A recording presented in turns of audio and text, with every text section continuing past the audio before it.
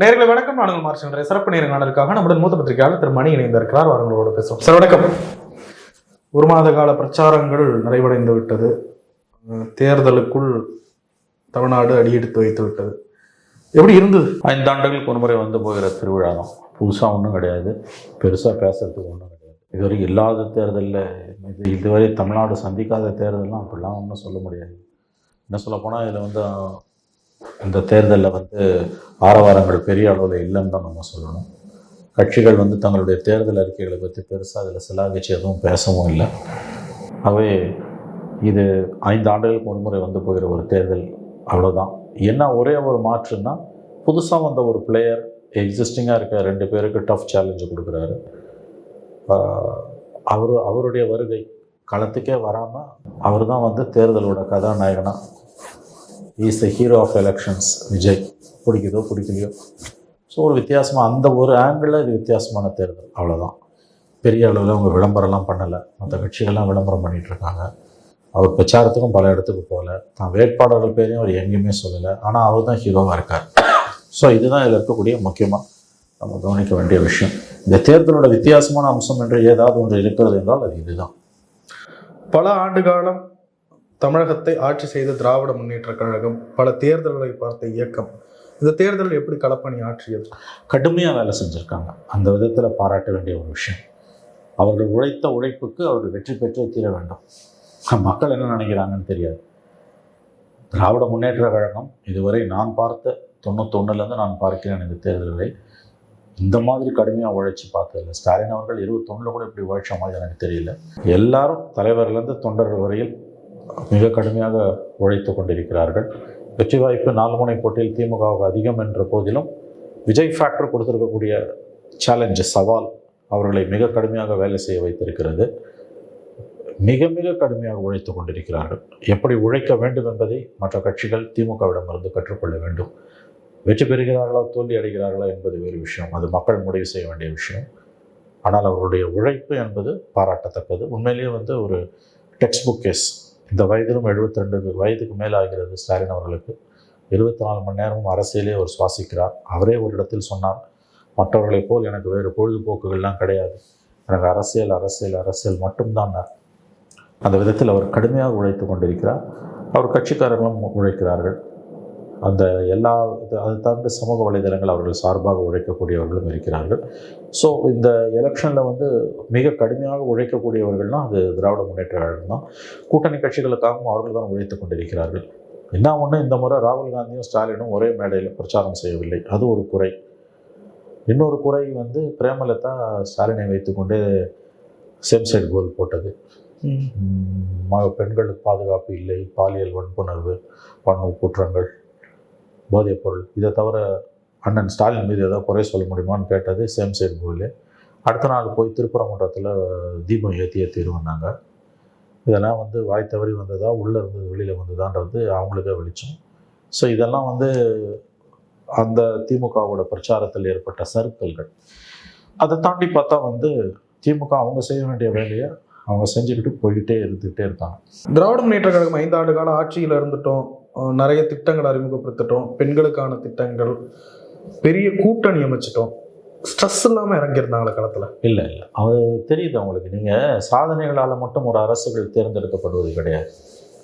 எவ்வளவோ சாதித்தாலும் மக்கள் வந்து நல்லது பண்ணால் ஒரு சேஞ்ச் வேணும் மாற்றி கொடுத்தோம், கெட்டது பண்ணால் போய் ஒழிட்டோன்னு கொடுத்தோம். 2001 கவர்மெண்ட் நல்ல கவர்மெண்ட், நல்ல சாதனைலாம் செஞ்சாங்க. ஒரு சேஞ்ச் வேணும் மறுபடியும் ஜெயலலிதா கொடுத்தோம். அதே 2006-11 கருணாநிதி கவர்மெண்ட்டில் ஏகப்பட்ட அட்டூழியம், லேண்டு கிராபு, 2G, சட்டம் ஒழுங்கு சந்தி சிரித்தது எல்லாம் நடந்தது. அப்போ வந்து கவர்மெண்ட்டு போய் ஒழியணுன்ட்டு கொடுத்தோம். அது மக்கள் மனங்கள் என்பது வந்து வெறும் சாதனைகளால் மட்டும் ஒரு அரசுகள் வந்து 2வது முறை வெற்றி பெற முடியாது. அது திமுகவுக்கும் குறிப்பாக மு க ஸ்டாலினுக்கு நன்றாக தெரிந்திருக்கிற காரணத்தால் தான் ஒரு வானவில் கூட்டணி ரெயின்போ அலைன்ஸை கட்டமைத்தார். அதுவும் வந்து இன்றைக்கி வந்து கடும் நெருக்கடியை மேற்கொண்டிருக்கிறது. பணப்பட்டுவாடா 2 தரப்பும் நிறையவே பண்ணிட்டாங்க. அண்ணா திமுக திமுக 2 பேருமே கடந்த 4 நாட்களாக வேட்பாளர்களை நன்றாக கவனித்து கொண்டிருக்கிறார்கள். கரன்சி மழை பொழிகிறது. அது தமிழ்நாடு தேர்தலோட சாபக்கேடு. 2 பேரும் செய்கிறாங்க. அதை வெறும் சாதனைகள் மட்டும் இருந்தால் ஏன் பணத்தை இறைக்கணும்னு கேட்பாங்க. அது தவிர்க்க முடியாததாக இன்றைக்கு மாறி போச்சு. அது ஒரு கேவலமான காரியம், ஜனநாயகத்துக்கு சாபக்கேடு. பட் 2 பேரும் செய்கிறாங்க. போட்டி போட்டுக்கிட்டு செய்கிறாங்க ரெண்டு பேரும். கூட்டணி கட்சிகளால் திராவிட முன்னேற்ற கழகத்துக்கு லாபம், திராவிட முன்னேற்ற கழகத்தால் கூட்டணிகளுக்கு லாபம். அந்த ராப் இந்த டைம் மெயின்டைன் ஆச்சா? காங்கிரஸோட ஆகலை, மற்றவங்க எல்லாரோடையும் கிட்டத்தட்ட ஆகிருக்கு. விடுதலை சிறுத்தைகள் அங்கேயும் பரவாயில்ல, ஓரளவு ஆரம்பத்தில் இந்த தொய்வு நிலை மாதிரி இப்போ ஒழுங்காக ஒர்க் பண்ணுறாங்க. பட் காங்கிரஸோட பெரிய பிரச்சனை இருக்குது, ஜெல் ஆகலை. பல இடங்களில் காங்கிரஸ் ஸ்ரீபெரும்புதூரில் செல்ல பெருந்தகை தொகுதி, அப்புறம் ஒரு தொகுதிகளை தவிர மிச்சம் 25 தொகுதிகளில் கிட்டத்தட்ட காங்கிரஸுக்கும் திமுகவுக்குமான அந்த கிரவுண்ட் ஒர்க் வந்து சரியாக இல்லை, ஜெல் ஆகலை. ஸ்டாலினும் ராகுல் காந்தியும் ஒரே மேடையில் தோன்றாதுன்னு இதற்கு ஒரு காரணம். அவை கடந்த தேர்தல்களைப் போல் அல்லாமல் இந்த முறை காங்கிரஸ் திமுக கூட்டணி கீழே ஜெல் ஆகலை. ஓட்டு ட்ரான்ஸ்ஃபர் இருந்தாலும் ஆகுன்றது பெரிய கேள்விக்குறி தான். எடப்பாடி பழனிசாமி அவர்கள் எப்படி உழைத்தார்? அவர் முதல்ல அவர் தான் ஆரம்பித்தார். ஓராண்டுக்கு முன்பே ஆரம்பிச்சிட்டாரு. நடுப்புற கொஞ்சம் கரூர் இன்சிடென்ட்டுக்கு பிறகு குறைஞ்சது. இப்போ மறுபடியும் அவரும் போய்கிட்டு இருக்காரு. அவரும் கடுமையாக வேலை செய்கிறார். இன்ஃபேக்ட் இவங்களுக்காவது இவங்க கூட்டணியில் பிரச்சாரம் பண்ணுறதுக்கு ஸ்டாலின் போக முடியாத இடத்துக்கு உதயநிதி இல்லைன்னா கனிமொழி இல்லைன்னா பாலு, ஆராசா, சிறுவா, கமலஹாசன், பிரேமலதா, திருமா, இடதுசாரி தலைவர்கள் வைகோ, இவ்வளோ பேர் இருக்காங்க. அங்கே ஒரே ஒரு ஆள் எடப்பாடி தான். வேறு யாருமே முகம் தெரிஞ்சவங்க இல்லை. மோடி வந்தார், 2 கூட்டம் பேசிட்டு போயிட்டாரு. நிர்மலா சீதாராமன்லாம் வருவாங்க, அவங்களும் காணோம். அமித்ஷா ரோடு ஷோவில் பார்த்தீங்கன்னா காற்று வாங்குது. எடப்பாடி தான் ஸ்டார் ஸ்பீக்கர், அது தவிர யாரும் இல்லை. அதிமுக களத்தில் அந்த மாவட்ட செயலாளர்கள் நிர்வாகிகளுடைய உழைப்பு எப்படி இருந்தது? உற்சாகமாக இருந்ததா, நம்பிக்கையோடு இருந்ததா? பெரிய அளவில் நம்பிக்கை இல்லைங்க. அவங்ககிட்ட ஒர்க் பண்ணுறாங்க, ஆனால் ஆட்சியை தக்க சில தொகுதிகளில் கேண்டிடேட்ஸ் இண்டிவிஜுவலாக ஜெயிச்சிருவாங்கன்ற நம்பிக்கை இருக்கே தவிர ஆட்சியை அதிமுக கைப்பற்றிவிடும் என்ற நம்பிக்கை பெரும்பாலான அதிமுககாரர்களிடம் இல்லை. அதான் ரொம்ப துரதிருஷ்டவசமானது. என்ன காரணத்தினால்? கூட்டணி அமையில விஜய் வராததே அவங்களுக்கு ஒரு பெரிய ஏமாற்றம். பிஜேபியோட போனது வந்து எந்த அளவுக்கு ஒர்க் அவுட் ஆகும்னு தெரியல. ஓபிஎஸ் வெளியில் போனது ஒரு பெரிய பின்னடைவு. இப்போ ஓபிஎஸ் வெளியில் போய் சசிகலாவும் ராமதாஸும் சேர்ந்து தென் மாவட்டங்களில் ஒரு 20 to 30 தொகுதியை வந்து காலி பண்ணிடுவாங்களோன்னு பயப்படுறாங்க. அது ஓரளவு எடப்பாடிக்கு தெரிஞ்சு அவரே வாய விட்டார். ஓபிஎஸ் தொகுதிக்கு போகும்போது அவர் சொன்னது, நம்மோடு இருந்த ஒருவர் பாதை மாறி போய்விட்டார், எங்கே இருந்தாலும் அழகுனார். இதை முதலே செஞ்சு தொலைச்சிருக்கலாம், அவர் உள்ளே கூப்பிட்டுருக்கலாம். ஓபிஎஸ் உள்ளே இழுத்துருந்தாங்கன்னா அதிமுக இன்னமும் பலவீனம் அடைஞ்சு இன்னும் பலமாக இருந்திருக்கும். அந்த தென் மாவட்டங்கள் அந்த ஒரு 20 தொகுதிகள்லாம் வச்சுக்கலாம். அதை இழந்துட்டாங்க அவங்க. இப்போ பேசி பிரயோஜனம் கிடையாது. எடப்பாடி பழனிசாமி நிறைய ஸ்ட்ராட்டஜிஸில் கோட்டை விட்டுட்டாரோ? ஓபிஎஸ்ஸை உள்ளே இழுத்துருக்கணும். என்ன கேட்டால் சசிகலாவோடையும் ஒரு காம்ப்ரமைஸ் பண்ணியிருந்திருக்கும். கூட்டணி ஏற்படாத உள்ளே இழுத்தார், அது நல்லது. ஓபிஎஸ்ஸையும் உள்ளே இழுத்துருக்கணும். மெகா கூட்டணி அமையாததற்கு யார் காரணம்? அதிமுக நினைச்சு. ஓபிஎஸ், இவர் எடப்பாடி தான் காரணம். ஏன்னா மெகா கூட்டணின்றது ஒன்றுபட்ட அதிமுக தான். மற்றவங்க யாரும் விஜயெல்லாம் சின்ன சின்ன கட்சிகள் இப்போ திமுக கூட்டணியிலேருந்து ஒரு கட்சியை கூட உடச்சி வச்சுருவாங்க. அது வந்துங்க அவங்களோட டிமாண்ட் எல்லாம் ரொம்ப அதிகமாக இருந்தது. எனக்கு தெரிஞ்சு மெகா கூட்டணியில் அந்த குட்டி கட்சியெல்லாம் அது நீங்கள் லிஸ்ட்டில் சேர்க்க வேணாம். பண்ண ஒரே தவிர ஓபிஎஸ் வெளியில் விட்டது. அதை தவிர அவர் எந்த தப்பும் பண்ணல. ஓபிஎஸ் மட்டும் உள்ளே இழுத்துருந்தாங்கன்னா டிடிவியோட அலைன்ஸ் போட்டாங்க. ஒன்றுபட்ட அதிமுக சசிகலாவை சரி பண்ணி கொண்டு வந்திருக்கணும், ஒரு அவைத்தலைவர் மாதிரி. அப்போ ஒன்றுபட்ட அதிமுக ரெட்டையில சிம்பல் நிற்குதுன்னா டிடிவி அலைன்ஸ்ல இருக்கும்போது அவரும் ஏடிஎம்கேவை மாறிடுவார். ரெட்டையில மட்டும் ஒன்றுபட்ட அதிமுகவோட இருந்ததுன்னா அது வீழ்த்துவது என்பது மிக மிக கடினம். எத்தனை கூட்டணி வச்சாலும் திமுகவில் அது முடியாது. இந்த முறை தப்பு பண்ணிட்டார் எடப்பாடி. அவர் ஓபிஎஸ் வெளியில விட்டது அவர் செய்த பெரிய தவறு. சிலர் சொல்றாங்க ஸ்டாலின் அளவுக்கு எடப்பாடி பழனிசாமி அவர்கள் அந்த லீடருக்கான ஸ்ட்ரக்சருக்கு எமர்ஜ் ஆகல. இல்லை, அது தனி மனித விமர்சனத்துக்குள்ள நான் போக விரும்பலை. ஒரு விஷயம் என்னன்னு கேட்டிங்கன்னா வந்துங்க, தொடர்ந்து தோல்விகளை சந்திக்கிற எடப்பாடி எல்லாரையும் உள்ளே கொண்டு வரணும்னு பெரிய ஆர்வம் காட்டாமல் ஓபிஎஸ் எல்லாம் வெளியில் போனால் போட்டுன்னு விட்டுட்டார். ஆனால் தொடர்ந்து வெற்றிகளை பார்த்து கொண்டிருக்கிற ஸ்டாலின் சிறிய சிறிய கட்சிகளை கூட அரவணைத்து கொண்டார். இன்றைக்கி சின்ன சின்ன கட்சி கூட அவர் சேர்த்துக்கிட்டார். அப்போ தோத்துக்கிட்டே இருக்க எடப்பாடி ஒரு மெகா அலையன்ஸை உருவாக்குறத தோத்துட்டாரு. ஆனால் வெற்றி பெற்று கொண்டு இருக்கக்கூடிய ஸ்டாலின் கூடிய வரைக்கும் ஒரு பெரிய மெகா அலையன்ஸை கட்டமைக்கிறார். இது ஒரு பெரிய விஷயம், இது ஒரு பாசிட்டிவான விஷயம். அதுதான் ஸ்டாலின் ஜெயிக்கிறதுக்கும் எடப்பாடி தோக்கிறதுக்குமான காரணம். இந்த எலெக்ஷனில் ஓபிஎஸ் எடப்பாடி வெளியில் விட்டுறக்கூடாது. அது அவரே உணர்ந்த காரணத்தால் தான் ஓபிஎஸோட ஊருக்கு போகும்போது நம்முடன் இருந்தவர் பாதை மாறி போய்விட்டார், எங்கே இருந்தாலும் வழி வாழ்கன்றதுலாம் புலம்பல். அவர் தான் வரேன்னார்ல. அதுவும் கடைசியாக ஒரு தடவை 6 ரன் எடப்பாடினார். கடைசி முயற்சியாக அவர் கெஞ்சி பார்த்தாரு, இவர் கேட்கல, இறங்கலை. இன்னைக்கு அதுக்கான விலையை அதிமுக கொடுக்க போகுது. எடப்பாடி பழனிசாமியினுடைய அந்த செல்வாக்கு பத்தலையா களத்தில்? டெஃபினட்டாக ஜெயலலிதாவோட செல்வாக்கு கிடையாது இல்லை, அது போதாது இல்லையா? அதனால தானே எல்லாரும் ஒன்று சேர்க்கணும். ஜெயலலிதாவோட செல்வாக்கு ஜெயலலிதாவோட போச்சு. மற்றவங்க யாரும் ஜெயலலிதா இல்லைன்றதை உணர மறுத்தார் அவர். விட்டுறக்கூடாது, ஓபிஎஸ் வெளியில் விட்டுறக்கூடாது. தப்பு பண்ணிட்டார். மேபி இந்த எலெக்ஷனோட முடிவை அவருடைய தவறு தீர்மானிக்கலாம். இதுக்கான பெரிய விலையை அவர் கொடுக்கலாம். அதிமுகவுடைய கோர் ஓட் பேங்க் இந்த டைம் அதிமுக கூட அது வெளியில போக ஆரம்பிச்சிருக்கு, செதற ஆரம்பிச்சிருக்கு. ஜெயலலிதா செத்தோடனே ஒரு 5% வெளியில போயிடுச்சு. இப்போ அதுக்கு வெளியில போயிருக்கு. விஜய்க்கு போகுது, பெரிய அளவில் விஜய்க்கு போகுது. மற்ற மாவட்டங்கள்ல இருந்த மாவட்ட தலைவர்கள், நிர்வாகிகள் எல்லாம் அவங்கவுங்க தொகுதியில தான் கான்சென்ட்ரேட் பண்ணதா சொல்றாங்க. அந்த உண்மைதான். யாரும் வந்து வெளியில போய் கேம்பெயினே பண்ணல. எல்லாரும் அவங்கவுங்க தலை தப்பிச்சா தம்பரம் முடியும், தான் தப்பிச்சா போதும் தான் நினைக்கிறான். ஒவ்வொரு மாவட்ட செயலாளரும், ஒவ்வொரு முன்னாள் மந்திரியும். பிஜேபி இருந்தது எடப்பாடி பழனிசாமிக்கு அட்வான்டேஜா டிஸ்அட்வான்டேஜ்? பிஜேபி மட்டும் இல்லைன்னா ஒரு மெகா அலையன்ஸ் அவர் உருவாக்கி இருக்கலாம். விசிகா மாதிரி கட்சிகளை கூட இழுத்திருக்கலாம், வாய்ப்பு இருந்தது. குறிப்பாக சிறுபான்மையினர் அந்த பக்கம் போயிருப்பாங்க. விஜய் வித் ஏடிஎம்கேனா அது வெற்றி கூட்டணி. விஜயும் இல்லாமல் பிஜேபியும் இல்லாமல் எடப்பாடி போனார்னா அது 4 முனை போட்டி தான். அப்போ அதில் சாதக பாதகம் ரெண்டுமே இருக்குது. அது திமுகவுடன் அட்டை போல் இந்த கட்சிகள் ஒட்டி கொண்டு இருப்பதால் சிறுபான்மையின வாக்குகளும் எடப்பாடி கிட்ட போயிருக்காரு.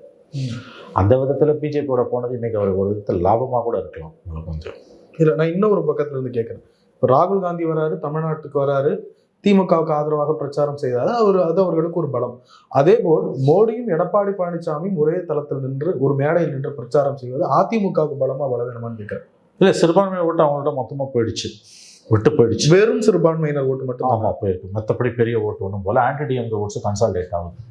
அவங்க மோடி வந்ததால் வந்து அப்படி பார்த்தீங்கன்னா இதே தான் 21 மோடி தான் இருந்தார். 75 சீட் ஜெயிச்சாங்க. பிஜேபியோட ஏடிஎம்கே சேர்ந்ததுன்னா பார்லிமெண்ட்டில் சைபர் ஆகும், ஆனால் அசம்பிளியில் சைபர் ஆகாது. ஓரளவு ஜெயிக்கும் வாய்ப்பு இருக்குது. அது இன்னைக்கு எதிர்கட்சின்றதுனால அந்த வாய்ப்பு கூடலாம். மோடி வந்து பார்லிமெண்ட் எலெக்ஷனில் அவங்களுக்கு பலவீனம், ஆனால் அசம்பிளி எலெக்ஷனில் பலம் தான். நடுவில் இந்த டீலிமிட்டேஷன் விவகாரத்தில் திமுகவுக்கு கொஞ்சம் தூக்கி கொடுத்தா அது ஒன்றும் பெருசாக தூக்கி கொடுத்தோன்னு சொல்ல முடியாது. அது ஒரு இஷ்யூவே கிடையாது. ஓட்டு தமிழ்நாடு ஃபுல்லா கருப்பு, அதெல்லாம் அவங்க பண்ணுவாங்க, வெடி வெடிச்சு எல்லாம் பண்ணுவாங்க. இப்போ கீழே இருக்கணும் கேட்டு பாருங்க என்னன்னு. அது இல்லாட்டியும் திமுக ஜெயிக்கணும்னு இருந்தால் ஜெயிக்கும், தோக்கணும்னு இருந்தால் அது இருந்தாலும் தோக்கும். அதனால் அது கிடையாது இஷ்யூ. டிசைடிங் ஃபேக்டர்னுவாங்க, அது கிடையாது. டிசைடிங் ஃபேக்டராக இருக்கிறதுக்கும் ரீசனாக இருக்கிறதுக்கும் அடிப்படையில் வித்தியாசம். சில பர்சன்டேஜை கூட்டி குறைச்சி ஐ டோன்ட் திங்க் ஸோ, கிடையாது. அது வந்து இவங்க பெரிய அளவில் வந்து அதை ஊதி பெருசாக்கிட்டாங்க. அது வேறு தோற்று போச்சு. தோற்று போனோடனே உங்களுக்கான மரியாதை போயிடும். You lose the upper hand. அது ஒன்ஸ் இஷ்யூ செட்டில் டவுன் ஆயிடுச்சு. அது எடப்பாடி பழனிசாமி அவர்களது கருத்து சொல்லாதோ அதுவுமே பிரச்சனை இல்லை. அதுவும் கிடையாது, அவர் லிஸ்ட்லேயே கிடையாது. இதெல்லாம் அவங்களுக்கு இதுவே ஒரே எய்மு திமுக ஒழியணும், ஸ்டாலினை தோக்கடிக்கப்படணும். அதுக்காக அவங்க போயிட்டே இருக்காங்க. வானிலை உரிமை, வெங்காயம், டீலிமிட்டேஷன் அதெல்லாம் கீழே எடுப்படாதுங்க. அதெல்லாம் கீழே அது ஒரு இஷ்யூவே கிடையாது. டிசைடிங் ஃபேக்டர் கிடையாது. ஸ்டாலின் வேணுமா வேணாமான்றது தான் ஒரே கேள்வி. அதை டிசைட் பண்ணுறதுல டீலிமிட்டேஷன்லாம் இஷ்யூவே கிடையாது. இலங்கை பிரச்சனை மாதிரி அது அது எந்த காலத்துலையும் ஒரு இஷ்யூவாக இருந்ததே கிடையாது.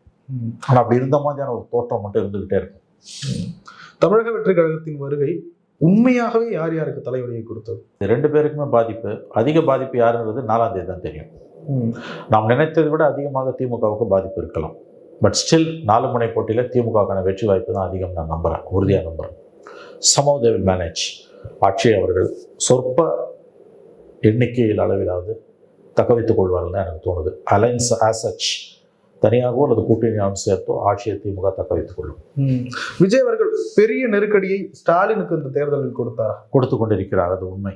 திமுக சந்திக்காத நெருக்கடியை அவர் திமுகவுக்கும் ஸ்டாலினுக்கும் விஜய் கொடுத்து கொண்டிருக்கிறார் என்பது 100% உண்மை.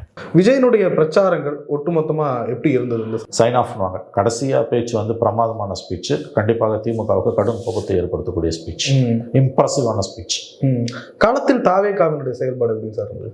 பல இடங்களில் தன்னிச்சையாக உழைக்கிறாங்க. நான் இதுவரை பார்க்காத ஒரு அம்சம் என்னன்னா, வெளிநாடுகளிலிருந்து பல இளம் பெண்கள், இளைஞர்கள், நடுத்தர வயது பெண்கள் கூட வந்திருக்காங்க. லீவ் போட்டு வந்திருக்காங்க, லாஸ் ஆஃப் பேல வந்திருக்காங்க. ஓட்டு போடுறதுக்காக மட்டும் இல்லை, உழைப்பதற்காக.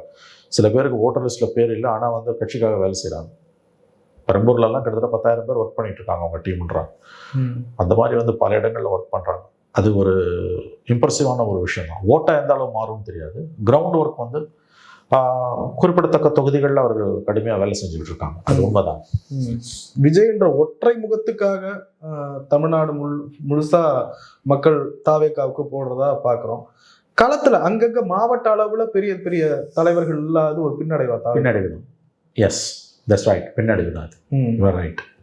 தாவேகா வேட்பாளர்கள் அவங்க மட்டும்தான் போய் பிரச்சாரம் பண்ணிட்டு இருக்காங்க. வீடு வீடா கிரவுண்ட்ல அந்த பூத் கமிட்டி தான். உண்மைதான். அதெல்லாம் ஒரு பின்னடைவு தான். பல இடங்களில் பிரச்சாரத்துக்கு போன இடங்களில் கூட வேட்பாளர்களை அறிமுகப்படுத்தவே இல்லை. வேட்பாளர்கள் பேரை கூட ஒரு வாயால் சொல்லலை. இப்போ கலைஞரோ ஜெயலலிதாவோ அவங்க பிரச்சாரத்துக்கு போனாங்கன்னா 234 தொகுதியிலும் வேட்பாளர் பெயரை அவங்க வாயால் சொல்லிடுவாங்க. எல்லா தொகுதிக்கும் போக முடியாது. 10 தொகுதி 12 தொகுதிக்கு ஒரு இடத்துல நின்று கேம்பெயின் பண்ணுவாங்க. அந்த இடத்துல 10 பேர் பேரையும் சொல்லுவாங்க, 10 பேர் நிற்க வச்சு ஓட்டு கேட்பாங்க. அந்த மாதிரி எதுவுமே இல்லை. பல இடங்களில் கேம்பெயின் போன இடத்துல தான் வேட்பாளர் பெயரே அவர் சொல்லலை, வேட்பாளரையும் அறிமுகப்படுத்தலை. நான் நிற்கிறேன் 234 விசில், கேண்டிடேட்டை பற்றி கவலைப்படாத ஓட்டு போடுன்றார். இதுதான் அவரோட பாணியாக இருக்குது. என்ன பண்ண முடியும்? 2016 செல்வி ஜெயலலிதா அவர்கள் தான் 234லையும் இரட்டை இலை அப்படின்னு சொல்லிட்டு கூட்டணியே இல்லாமல் இருந்தாங்க. அதை இதோட ஒப்பிட்டு பார்க்க முடியும். ஒப்பிட்டு பார்க்கலாம். ஒரு விதத்தில் கரெக்ட் அது. ஏன்னா ஆக்சுவல் ஓட்டிங் பர்சன்டேஜ் என்னன்றது தெரியும். வழக்கமாக அது சீமானுக்கு இருந்தது. ஏன்னா அவர் தான் 234 தொகுதியும் தனியாக போட்டார். அதில் தான் 8% வந்தது அவர் போன அசம்பிளியில். இந்த முறை அந்த வாய்ப்பு விஜய்க்கு வந்திருக்கு. இதில் ஒரு அட்வான்டேஜ் என்னென்னா, எவ்வளோ வாக்கு சதவீதம் இருக்குன்றது நமக்கு தெரிஞ்சிடும். 233 தொகுதி போட்டாங்க. ஒரு தொகுதி அது பரவாயில்ல விடுங்க. So almost 100%. ஸோ எவ்வளோ பர்சன்ட்ன்றது இந்த தடவை தெரிஞ்சிடும். ஆக்சுவல் ஓட்டிங் பர்சன்ட் அவருக்கு எவ்வளோ இருக்குன்றது. இது அடுத்தடுத்த தேர்தல்கள் அவங்களுக்கு பலமாக மாறலாம். ஒரு அரசியல் கட்சி தலைவராக விஜய் எப்படி சார் மதிப்பிடுறீங்க? இன்னும் ஒரு கடந்து போக வேண்டிய தூரம் நிரம்ப இருக்குது. இன்னமும் ஒரு முழு நேர அரசியல்வாதியாக அவர் முகிழ்க்கவில்லை. இப்போ தான் வந்திருக்காரு. பட் இன்னும் நிறைய தூரம் அவர் கடக்க வேண்டியிருக்கு. ப்ரெஸ்ஸை பார்த்து பேசணும், அவர் பேச மறுக்கிறார். ப்ரெஸ்ஸுக்குரிய மரியாதையை கொடுக்க மறுக்கிறாங்க. ஆனால் அதை பற்றி ப்ரெஸ்ஸே கவலைப்படல. அதனால் ப்ரெஸ்ஸே கவலைப்படாத போது ப்ரெஸ்ஸுக்காக நம்ம பேச முடியாது. நாம் ப்ரெஸ் மீடியாவை சார்ந்தவங்களாக இருந்தாலும் ஒரு அரசியல்வாதியாக இன்னமும் அவர் கடக்க வேண்டிய தூரமும் பக்குவமடைய வேண்டிய விஷயங்களும் நிரம்ப இருக்கின்றன. ஒரு எலைட் பாலிடிக்ஸே விஜய் பண்ணிக்கிட்டு இருந்தார் அப்படின்ற மாதிரி சொல்கிறாங்க. இல்லை, அப்படி நான் பார்க்கல. அவர் கீழே இருக்கவனே ரீச் பண்ணுறாரு. அவர் இன்னும் களத்துக்கு வரணும், வருவார். இல்லை சார், யாரையுமே பார்க்கல. அது எலைட் பாலிடிக்ஸ் இல்லைங்க. அது அலூஃபா அது ஒரு தன்னைத்தானே தனிமைப்படுத்திக் கொள்வது. ப்ரெஸ்ஸை பார்க்கறதில்ல, மாற்றுக் கட்சியினரை பார்க்கறதில்ல, யாரையுமே அவர் பார்க்கறதில்ல. செல்வி ஜெயலலிதா அவர்கள் மாதிரி சொல்லுவாங்க. அவங்க அப்படி கிடையாது. அவங்க மக்களோட மக்களாக இயங்கினவங்க. 82ல் அதிக அரசியலுக்கு 91ல் சிஎம் ஆகிற வரைக்கும் அவங்க மக்களோட மக்களாக இருந்தாங்க. அதனால ஜெயலலிதாவோட விஜய் ஒப்பிடுவது என்பது அடிமுட்டாள்தனம். அது தமிழ்நாட்டில் விஜய்க்கு கொஞ்சம் கை கொடுக்குமா? கொடுக்காது. இந்த ஒரு பிக்சர்ல இருக்கிற கை கொடுக்காது. இது பெரிய பலவீனம். தேர்தலுக்கு பிறகு இதோடைய விளைவுகளை அவர் அனுபவிப்பார், தன்னை மாற்றிக்கொள்ளவில்லை என்றால். விஜய் சொன்ன ஒரு ஸ்டேட்மெண்ட், எம்எல்ஏ ஆனா மாசத்துக்கு ஒரு தடவை உங்களை பார்ப்பேன் அப்படின்றது. இது எங்கே போய் அடிச்சுக்கிறதுனே தெரியல. இதுதான் அவரோட லெவலு. ஆனால் நடைமுறையில் எந்த அரசியல்வாதியும் மாதத்துக்கு ஒரு தடவை இல்லை, எட்டியாக பார்க்கறது இல்லைங்க. வாரம் ஒரு தடவையாவது குறை தீர்க்கும் முகாம் நடத்துவாங்க. இவர் நான் மாதம் ஒரு தடவை நான் வருவேன்றாரு. அவருடைய புரிதல் அவ்வளோதான் இருக்குது. என்ன பண்ண முடியும்? இல்லை, அவருக்கு உண்டான சிக்கல்களை யோசிச்சு நம்ம இது பண்ணணும். அப்பெல்லாம் ஒரு சிக்கலும் கிடையாது. என்ன ஒன்று சிக்கல்? மாதம் ஒரு தடவை வரத்துக்கணும் சார். அதுக்கான பாதுகாப்பு ஏற்பாடு எதுக்கு அரசியலுக்கு வர? பாதுகாப்பு அவ்வளோன்னா எதுக்கு அரசியலே வரக்கூடாது? மோடிக்கு அது பாதுகாப்பா? உயிர் பயம் இருந்தால் நீ அரசியல் வரக்கூடாது.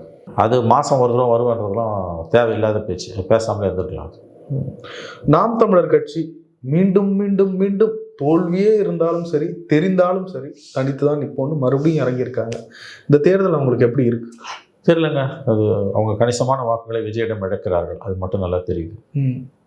கடந்த முறை வாங்கிய வாக்கு சதவீதத்தை இந்த முறை வாங்க முடியாது. நீங்களும் சீமான் அவர்கள் நிறைய நேர்காணல்லாம் பண்ணியிருக்கீங்க. சீமானோட இந்த ஸ்ட்ராட்டஜி எப்படி பார்த்துக்கீங்க? பேசுறதுக்கு ஒன்றும் இல்லைங்க. தேர்தல் முடிவுகளுக்கு பிறகு இதை நான் பேசலாம். இந்த ஒரு எண்ணத்துடன் அவர் அரசியலில் பயணிக்கிறாரு இல்லைங்களா? இதுக்கு தொடர் தோல்வி, 5வது தோல்வி என்னமோ இந்த முறை தோத்தாங்கன்னா இது அது அவங்களுக்கே தெரியுது, நல்லா தெரியும். அப்போ எதுக்கு செய்கிறாங்கன்னு அவங்கள தான் கேட்கணும். இந்த தேர்தல்களுக்கு பிறகு அவருடைய பாதையில் மாற்றம் வரும் என்று நான் நம்புகிறேன். அப்படி இல்லைன்னா கட்சி மிக மிக மோசமான கட்டத்தில் நோக்கி போகும். சீமான் முன்வைக்கக்கூடிய சில கொள்கைகள், சில திட்டங்கள் பலரால் பாராட்டப்படுகிறது. இருந்தாலும் மக்கள் மத்தியில் அவர் அது நடைமுறை அரசியல்ன்றது வேறங்க. வாக்கு வங்கி அரசியலுக்கு அது சமுதாய இயக்கமாக மாறிடணும். திராவிடர் கழகம் மாதிரி ப்ரெஷர் குரூப்பாக இருக்கணும். அரசியல்னு போயிட்டீங்கன்னா சில காம்ப்ரமைஸ் பண்ணி தான் ஆகணும். அந்த புரிதலே அவருக்கு இல்லாதோட விளைவு தான். என்ன இல்லை, அவர் எல்லாத்தையும் நேர்மையாக சொல்லுவார். நான் ஓட்டுக்கு காசு கொடுக்க மாட்டேன். கூட்டணி இல்லாமல் தேர்தலில் ஜெயிக்க முடியாது. முதல்ல இதை புரிஞ்சுக்கும். மோடியிலேருந்து ராகுல் காந்திலேருந்து ஸ்டாலின் வரைக்கும் எல்லாரும் கூட்டணி வச்சு தான் இந்தியாவில் ஜெயிக்கிறாங்க. ஒரு தலைவர் கூட தனியாக நின்று ஜெயிச்சதில்லை. இந்த அடிப்படை புரிதலே இல்லாமல் நான் தனியாக நிற்பேன்னா தோற்று தான் போகும். அவ்வளோதான். காசு கொடுக்கறது கொடுக்காமல் இருக்கிறது ஒரு ஆஸ்பெக்ட். அது மட்டுமே எல்லாம் கிடையாது. அட்லீஸ்ட் விஜயகாந்த் ஜெயிச்ச மாதிரி சீமானால ஜெயிக்க முடியலன்னா மக்கள் ஏற்றுக்கலாம். அவ்வளோதான். அப்போ இன்னும் புத்தி வரணும், புரிஞ்சுக்கணும். யாரை மக்களை புரிஞ்சுக்கணும். மக்கள் உங்களை நிராகரிக்கிறாங்க, அதை புரிஞ்சுக்கணும். அவங்க சொல்லிட்டு மக்கள் எங்களை புரிஞ்சிக்கல. அப்போ இன்னும் காத்துருங்க, இன்னும் 100 வருஷம் காத்துருங்க. சீமான் பேரனோட பேரன் காலத்தில் மக்கள் அவர்களை புரிந்து கொள்வாங்க. ஒரு பத்திரிகையாளரை பல தேர்தல்களை பார்த்துருப்பீங்க. மற்ற தேர்தலுக்கும் இந்த தேர்தலுக்குமான ஒரு வித்தியாசம் அப்படிலாம் எதுவும் கிடையாதுங்க. 5 ஆண்டுகளுக்கு ஒரு முறை வந்து போகிற ஒரு தேர்தல் தான் இது. அப்படிலாம் ஒன்றும் எந்த தேர்தலுமே அப்படி கிடையாது. நத்திங். இப்படி பார்த்தா 91 ராஜீவ்காந்தி அசாசினேஷன் நடந்தது, அவ்வளோதான். அது ஒன்று தான் வித்தியாசமான தேர்தல். மற்ற எந்த தேர்தலுக்கும் ஒன்றும் பெரிய வித்தியாசம்லாம் எதுவுமே கிடையாது. இல்ல எம்ஜிஆருடைய வருகை, அப்புறம் ஜெயலலிதா அதெல்லாம் கிடையாது, வருகை, ஒன்றுமே கிடையாது. இப்ப அதே மாதிரி ஒரு விஜயனுடைய வருகை ஒண்ணு இருக்கு. அதுதான் நான் முதல்ல சொல்லிட்டேனே, அவர் வந்து ஒரு புதுசாக வந்த ஒருத்தர் களத்துக்கு வராமலே பழைய பெருச்சாலைகளை ஆட்டு விற்கிறார். அது ஒன்று தான். அதை தாண்டி இந்த தேர்தலில் புதுசாக பார்க்கறதுக்கு ஒன்றும் கிடையாது. இது 5 ஆண்டுகளுக்கு ஒன்று வந்து போகிற யூஸ்வல் எலெக்ஷன் தான் இது. இந்த தேர்தல் சூழல்ல தமிழ்நாட்டினுடைய நிலை எப்படி பார்க்குறீங்க? மக்கள் வாக்களிக்கக்கூடிய முறை, மக்கள் வேட்பாளரை பார்த்து, கட்சியை பார்த்து, கட்சியினுடைய கொள்கையை பார்த்து, அல்லது காசு கொடுக்கறத பார்த்து, ஜென்ரலா நிறைய எலெக்ஷன்ல அப்படி பார்த்துட்டு வந்திருக்கேன். மக்கள் எப்படி வாக்களிக்கிறாங்க? அவங்களோட எல்லா தேர்தலிலும் இந்திய மக்கள் எப்படி வாக்களிக்கிறாங்களோ அப்படிதான் இந்த வாக்களிக்கிறாங்க. கட்சிகளுக்கு தான் மக்கள் வாக்களிக்கிறார்கள், வேட்பாளர்களுக்கு அல்ல. இந்த கட்சி ஆட்சிக்கு வரணும், இந்த கட்சி ஆட்சிக்கு வரக்கூடாது, அவ்வளவுதான். வேட்பாளரை பார்த்து வாக்களிக்கிறது ரொம்ப ரொம்ப ரொம்ப குறைவு. ரொம்ப எக்ஸ்ட்ரீம்லி கொடூரமானவனா இருந்தா நிராகரிப்பாங்க அல்லது ஏற்றுப்பாங்க. இது ரெண்டுமே நடக்கும். அதை தாண்டி வந்து வேட்பாளர் மையமாக வைத்து தேர்தல்கள் நடப்பதில்லை, கட்சிகளை மையமாக வைத்தான். கருணாநிதி வேணுமா, ஜெயலலிதா வேணுமா, கருணாநிதி வேணுமா, எம்ஜிஆர் வேணுமா, எடப்பாடி வேணுமா, ஸ்டாலின் வேணுமா, அவ்வளோதான். இந்த முறை விஜயம் வந்துட்டார். அதனால் வந்து யார் என்னை ஆள வேண்டும் என்பதுதான். எந்த கட்சி ஜெயிச்சு முதலமைச்சர் ஆகணும் இவர், அதான் அளவுகோலே ஒழிய தனிப்பட்ட ஒரு கேண்டிடேட் அளவுகோலே கிடையாது. இல்ல இப்படி புரிஞ்சுக்கலாமா? தனிப்பட்ட ஒரு பர்சனாலிட்டி அளவுகோல், அதாவது தலைவர் அளவுகோல், அப்படி புரிஞ்சுக்கலாமா? யாரு சிஎம் ஆகுறது கிடையாது. ஸ்டாலினுக்காக போடுறேன் கிடையாது, கட்சிக்கு தான். திமுக தானே ஓட்டு, ஸ்டாலினுக்காக கிடையாது. ஸ்டாலினுக்காக இருக்கலாம், திமுகவும் பிளஸ் ஸ்டாலின். இப்போ ஜெயலலிதாக்காக போட்டாங்கன்னா ஏடிஎம்கேக்காக, எம்ஜிஆர்னா எம்ஜிஆர் அண்ட் ஏடிஎம்கே பிளஸ். கட்சிகளுக்கும் அதில் ஒரு பெரிய ரோல் உண்டு. தலைவர்களோட ரோல்ன்றது சற்று கூடுதல் மதிப்பாக இருக்கும். நான் ஓட்டு போடுறது அந்த கட்சிக்கு தான், தலைவர்களுக்கு பெரும்பாலானவங்க கிடையாது. அதை ஞாபகம் வச்சுக்கோங்க. தலைவர்கள் ஒரு அடிஷ்னல் இம்பார்ட்டன்ஸ், தலைவர்கள் மட்டுமே எல்லாம் கிடையாது. ஏன்னா இது ஜனாதிபதி தேர்தல் கிடையாது, இது அமெரிக்க முறை கிடையாது. இதை புரிஞ்சுக்கணும் நம்ம முதல்ல. இதை வச்சு நீங்க எப்படி சொன்னதுனால கேட்குறேன், இந்த தேர்தலில் பாமகவினுடைய நிலை எப்படி பார்க்குறீங்க? இல்லைங்க, அவங்க அன்புமணி கிட்ட தான் பாமக இருக்கு. அதனால வந்து அவங்க டாக்டர் ராமதாஸ் வந்து உண்மையிலே வந்து வெரி சேட், ஓரங்கட்டுப்பட்டு விட்டார். ஒரு வீடியோ போட்டிருக்காரு பார்த்தீங்களா? கேள்விப்பட்டேன். அன்புமணிக்கு 18 தொகுதியிலே அவங்களுக்கு தோற்கடி. தனிமனித தாக்குதல், தனிமனித காழ்ப்புணர்ச்சி, அரசியலே வந்து அவருக்கு மகன் மீதான வன்மமாக மாறிவிட்டது. பேசுறதுக்கு ஒண்ணுமே இல்லை. அதில் மக்கள் தான் முடிவு பண்ணுவோம். ஐயா அப்படின்னு இல்லை பாமக, அதெல்லாம் கிடையாதுங்க.